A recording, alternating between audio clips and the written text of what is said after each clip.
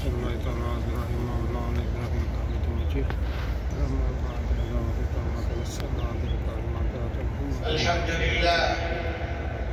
الحمد لله حمدا لا ينتهي مداه ولا ينقطع عطاه ولا يحصى ثناه، وأشهد أن لا إله إلا الله وحده لا شريك له، رفع السماوات بغير عمد نراه، وأشهد أن سيدنا ونبينا محمدًا عبده ورسوله، بعثه الله هداية ورحمة فكان منارًا يهتدى بهداه، صلى الله عليه وعلى آله وصحبه ومن والاه.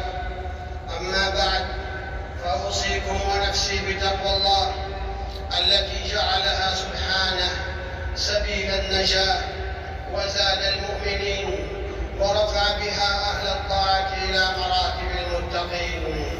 قال الله تعالى: الله الذي خلقكم من ضعف ثم جعل من بعد ضعف قوة ثم جعل من بعد قوة ضعفا وشيبة يخلق ما يشاء وهو العليم القدير.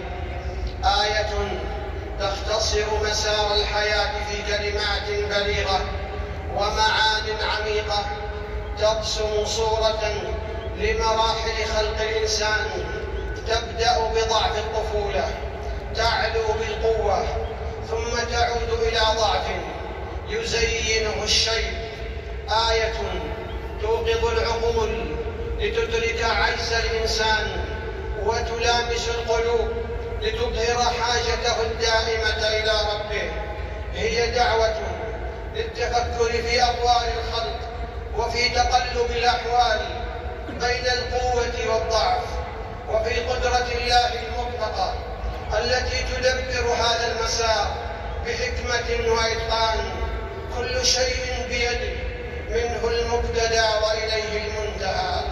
الطفولة هي الصفحة الأولى في كتاب الحياة، تبدأ ببراءة ناصعة وضعف يحفه لطف الله ورحمته.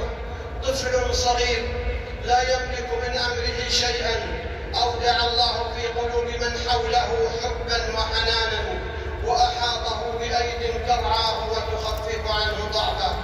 مشهد مهيب يبين عظمة التدبير الإلهي، إذ يحفظ الله هذا الطفل الضعيف ويمنحه العون من حيث لا يدري.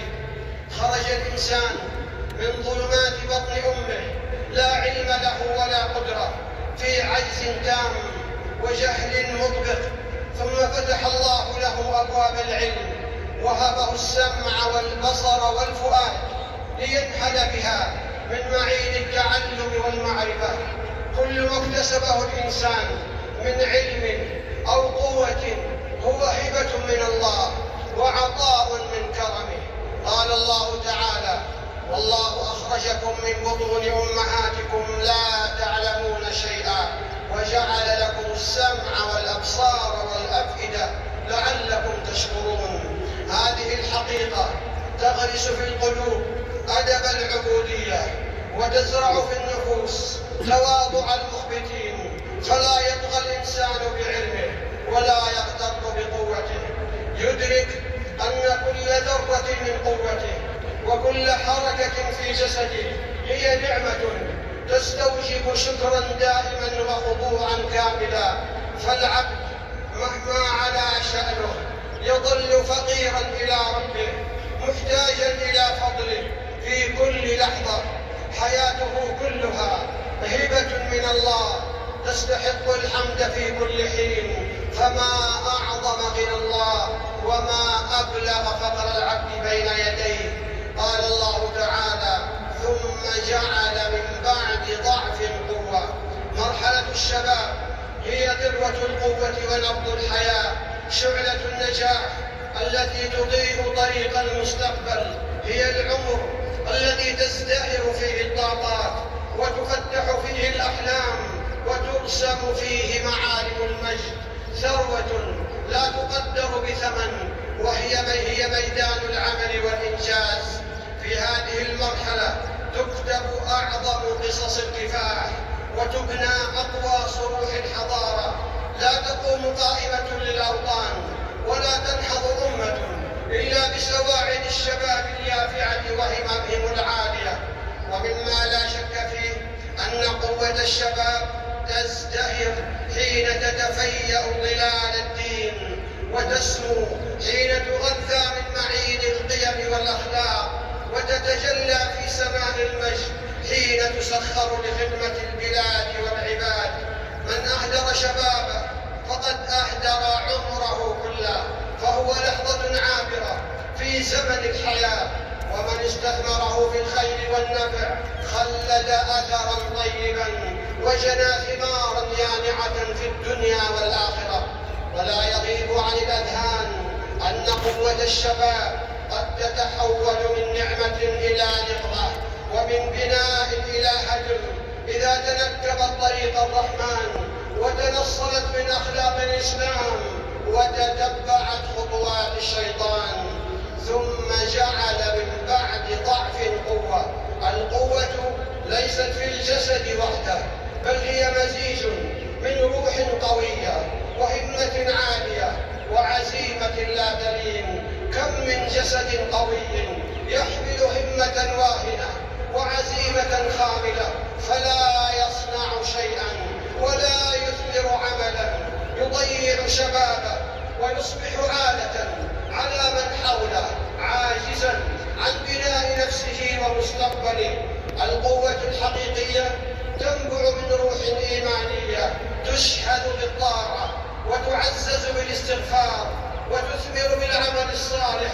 إنها القوة التي تتصل بربها فيزيدها عزما وثباتا. قال الله تعالى على لسان هود عليه السلام: ويا قوم استغفروا ربكم ثم توبوا إليه يمتعكم متاعا حسنا إلى أجل مسمى ويزدكم قوة إلى قوتكم. قال الله تعالى: ثم جعل من بعد قوة ضعفا وشيبة. هكذا تمضي دورة الحياة بحكمة الله، تبدأ بضعف الطفولة ثم تعلو قوة الشباب لتصل إلى مرحلة الشيخوخة، حيث تضعف الأجساد وتخور القوى ويشيب الرأس وتتهالك العظام ويقترب لقاء الله. عندما يعلو الشيب تنقشع غشاوة الدنيا عن الأعين وتنكشف حقيقتها الزائلة.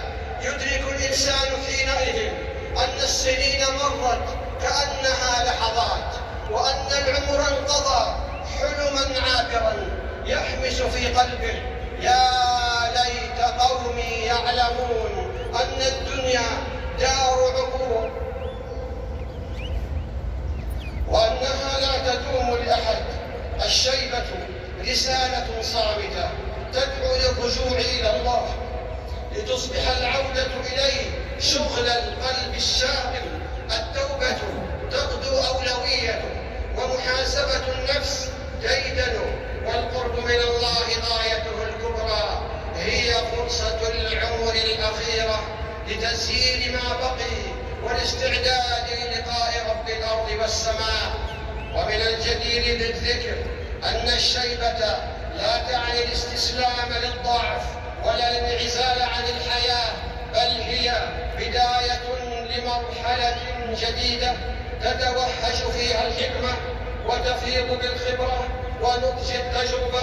في هذه المرحلة يصبح المسن نبراسا يضيء طريق النجاح للناشئة ويرسم للأجيال أسس الحياة، يلهم الطامحين ويشحذ الهمم بروح مفعمة بالأمل.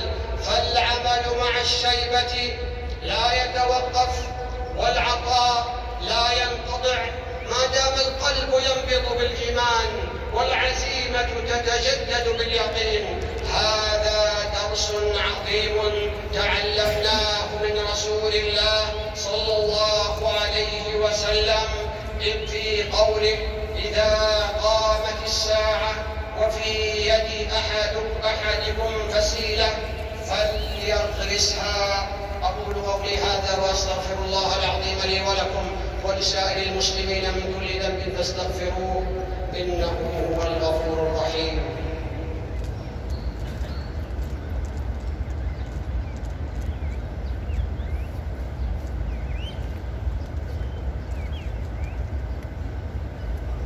الحمد لله الذي خلق الإنسان في أحسن تقويم وكرمه بالعقل والدين. أحمده سبحانه وأشكره على فضله العميم، وأشهد أن لا إله إلا الله وحده لا شريك له شهادة تكريم وتعظيم، وأشهد أن سيدنا ونبينا محمدًا عبده ورسوله بعثه الله معلمًا للحكمة والكتاب القويم، فصلوات ربي وسلامه عليه وعلى آله وصحبه أهل الدين القويم. أما بعد، فأوصيكم ونفسي بتقوى الله. حدود زمن الطفولة والقوة ثم الضعف والشيبة هي متوسط عمر الإنسان، كما قال النبي صلى الله عليه وسلم: أعمار أمتي ما بين 60 إلى 70 وأقلهم من يجوز ذلك. العمر رحلة قصيرة في ميزان الزمن تذكر بالمآل المحتوم، وأن النهاية تقترب مع كل لحظة تمر. الحديث دعوة للتوازن بين متطلبات الدنيا والعمل الآخرة، وحث على اغتنام كل لحظة من العمر، فالعمر محدود والفرصة لا تعود، والأعمار لا تقاس بعدد السنين بل بما يترك فيها من أثر خالد وعمل صالح.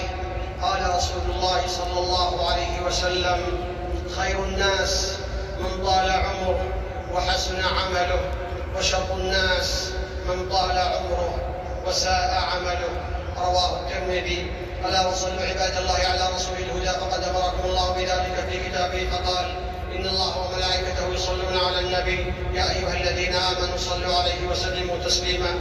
اللهم صل على محمد وعلى آله وصحبه، وارض اللهم عن الخلفاء الأربعة الراشدين أبي بكر وعمر وعثمان وعلي، وعن الآل والصحب الكرام، وعنا معهم بعفوك وكرمك وإحسانك يا أرحم الراحمين.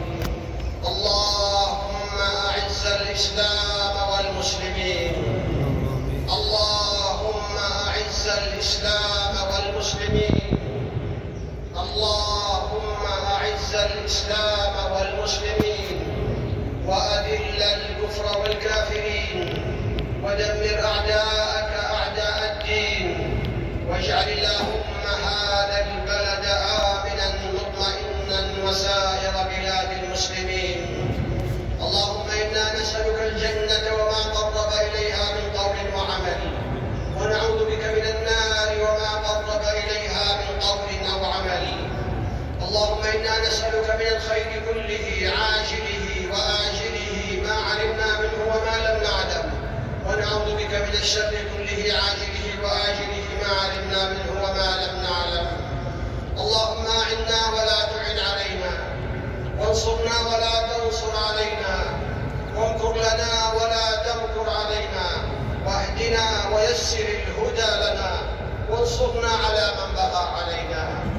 اللهم إنه قد حل بفلسطين من البلاء والضر ما أنت عليم به وقادر على كشفه. اللهم ارفع عنهم البلاء الذي نزل بهم. اللهم إنهم حفاة فاحملهم، وجياع فأطعمهم، وعراة فاكسهم، ومظلومون فانتصر لهم. اللهم انصرهم على عدوك وعدوهم الصهاينة المعتدين. اللهم أنت الله لا إله إلا أنت الغني ونحن الفقراء. أنزل علينا الغيث ولا تجعلنا من القانطين. اللهم أغثنا، اللهم أغثنا، اللهم أغثنا. اللهم سقيا رحمة لا سقيا عذاب ولا بلاء ولا هدم ولا غرق. اللهم تحيي به البلاد وتغيث به العباد، وتجعله بلاغا للحاضر والباد برحمتك يا أرحم الراحمين. اللهم وفق إمامنا خادم الحرمين الشريفين لما تحب وترضى. اللهم وفقه لهداك واجعل عمله في رضاك يا رب العالمين. ووفق ولي عهده لكل خير يا أرحم الراحمين، ووفق جميع ولاة أمور المسلمين بالعمل بكتابك وسنة نبيك محمد صلى الله عليه وسلم. ربنا آتنا في الدنيا حسنة وفي الآخرة حسنة وقنا عذاب النار. إن الله يأمر بالعدل والإحسان وإيتاء ذي القربى وينهى عن الفحشاء والمنكر والبغي يعظكم لعلكم تذكرون.